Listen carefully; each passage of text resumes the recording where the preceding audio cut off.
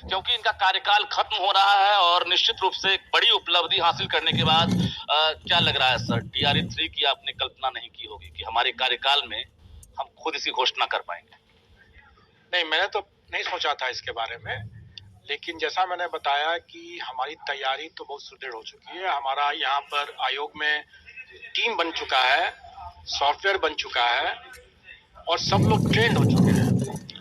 अब हम लोग कोई भी चुनौती को सामना करने के लिए तैयार हैं। इसलिए TRE 3 हो, TRE 4 हो, 5 हो या और भी कोई परीक्षा हो, आज भी हमारे यहाँ इंटरव्यू चल रहा है स्वास्थ्य विभाग का स्पेशलिस्ट का, और जैसे जैसे इंटरव्यू खत्म होते जाएगा हम उसका भी परीक्षा फल घोषित करके ही जाएंगे।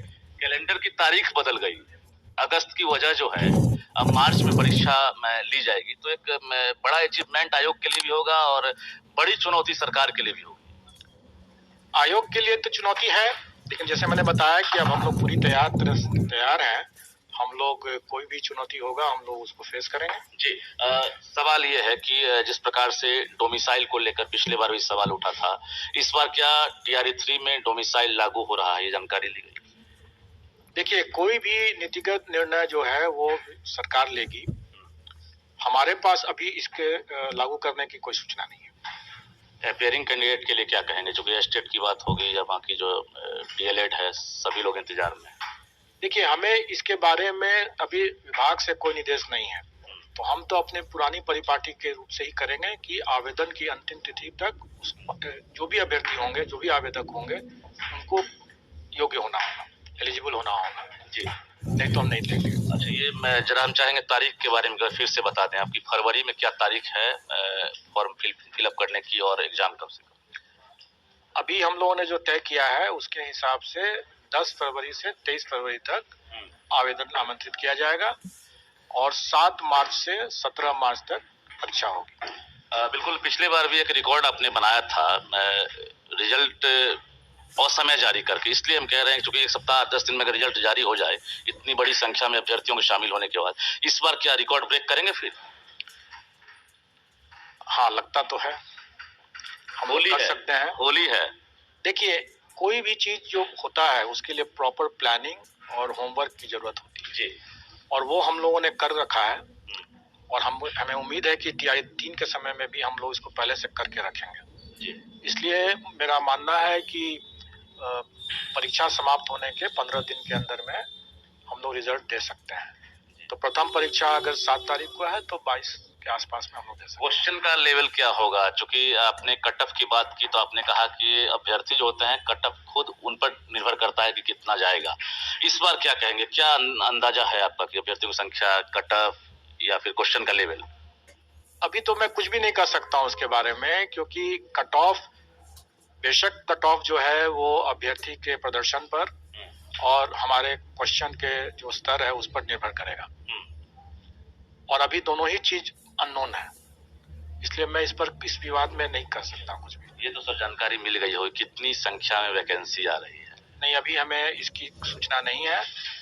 जब उसकी सूचना आएगी तो मैं निश्चित तौर पर उसको बताऊंगा। न्यूज़ 18 की तरफ से 3 ऑप्शन दिए जा रहे हैं, एक ऑप्शन क्लिक कर दीजिए सर। 50,000 से लेकर 60,000, 60,000 से लेकर 70,000, 70,000 से लेकर 80,000, 80,000 से लेकर 1,00,000। इसमें से नन ऑफ दीज तो नहीं है सर?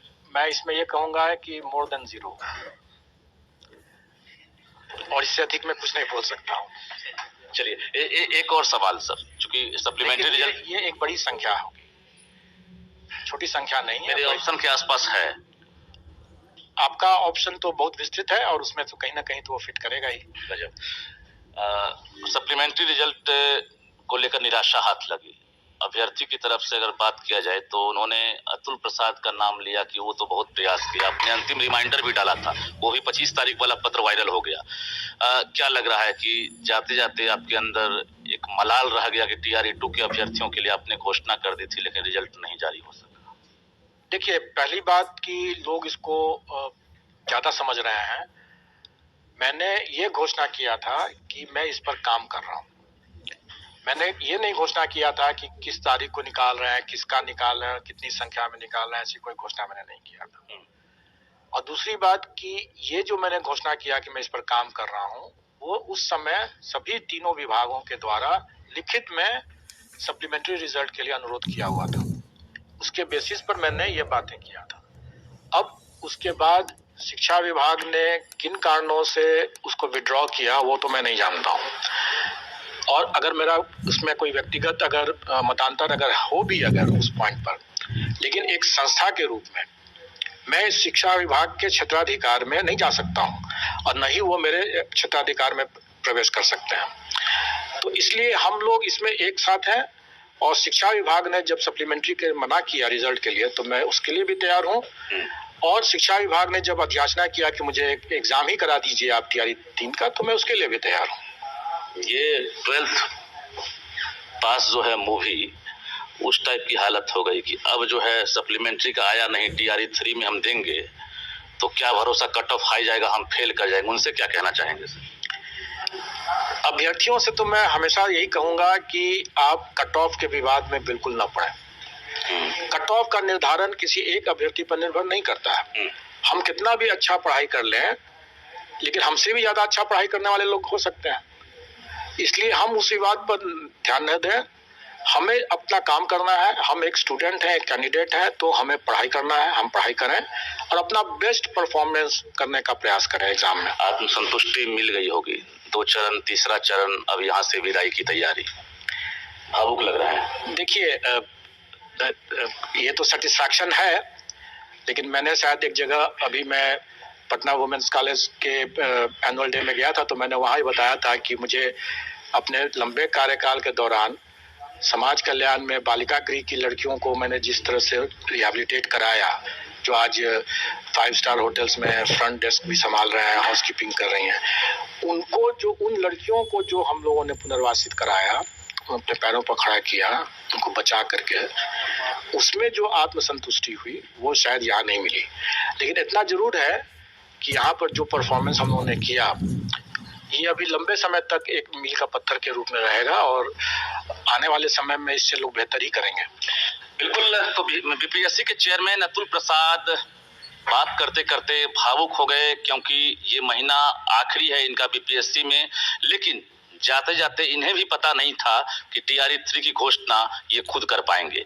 घोषणा हुई है, उम्मीदें परवान पर है, और इन्होंने दावे के साथ कहा है कि आत्मसंतुष्टि मिले ना मिले, क्योंकि मैं कई पद पर रहा हूं, बावजूद ये